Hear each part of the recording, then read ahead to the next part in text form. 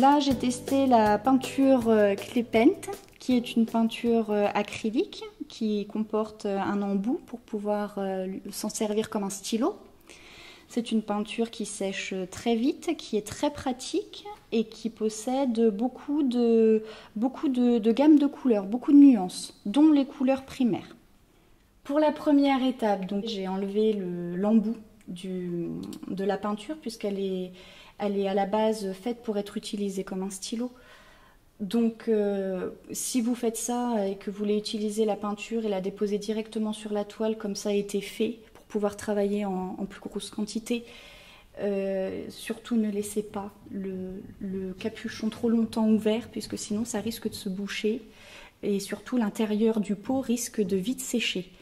Pour pouvoir faire mon fond, j'ai utilisé mes doigts, c'est génial, on fait du barbouillage. Les doigts, j'ai utilisé du chiffon et j'ai utilisé de l'eau avec des pinceaux. Alors après, chacun fait sa sauce, on fait un petit peu comme on veut, on peut utiliser des couteaux, des éponges, tout ce dont on a envie et tout ce dont on a besoin. Il n'y a pas de recette particulière, c'est en fonction des envies.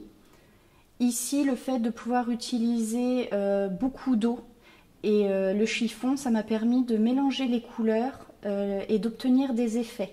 Ça donne un petit peu plus de dynamisme et puis ça enlève aussi un peu de matière quand il y en a un petit peu de trop, ce qui raccourcit le temps de séchage si on a envie que ça sèche vite. Par la suite, j'ai agrémenté la toile d'encre, donc j'ai encore ajouté de l'eau par-dessus la peinture. Donc on peut le faire si la peinture est sèche ou si elle n'est pas sèche, ça dépend du résultat qu'on veut obtenir. En l'occurrence, ça m'arrangeait que ça ne soit pas sec tout de suite pour que l'encre puisse se mélanger à la peinture. Donc j'ai pu constater effectivement que la peinture se mélangeait très bien avec d'autres marques et d'autres techniques. D'ailleurs, les couleurs entre elles se mélangent également très bien.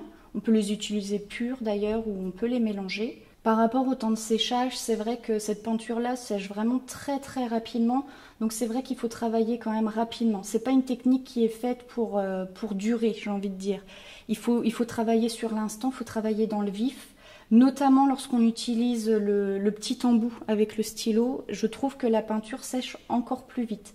On dépose un petit peu moins de matière que si on sortait la peinture directement depuis le pot. Donc il faut quand même se dépêcher.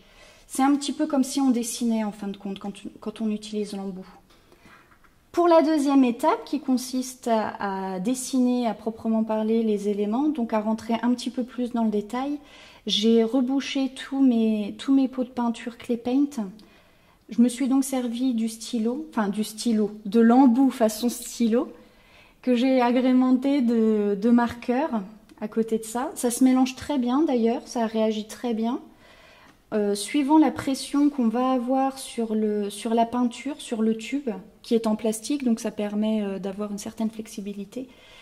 Suivant la pression en fait qu'on va avoir, on va déposer plus ou moins de peinture, ce qui va permettre d'obtenir soit des effets, on va dire 3D, du moins relief, qui vont ressortir un petit peu sur la toile, ou bien on va avoir quelque chose d'un petit peu plus plat entre guillemets. Mais l'avantage, c'est qu'une fois sec, même si on a déposé beaucoup de peinture, ça ne craquelle pas.